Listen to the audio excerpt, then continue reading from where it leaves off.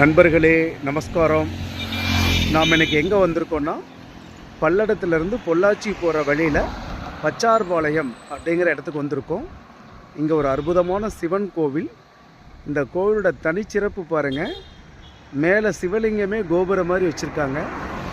அற்புதமாக இருக்குங்க. நல்லா தென்னை மரங்கள் சூழ அற்புதமாக சிவபெருமான் பாருங்கள். கோவில் அற்புதமாக இருக்குது. உள்ளேயும் சிவபெருமான் காட்சி தர்றாரு. இதுதான் மூலவர். மேலே பார்த்தீங்கன்னா அற்புதமாக இருக்குது. அதே மாதிரி ஸ்ரீ நாகலிங்க சித்தேஸ்வரர் கோவில். இந்த பைரவர் ரொம்ப அற்புதமாக இருக்காருங்க. பைரவர் பாருங்கள்.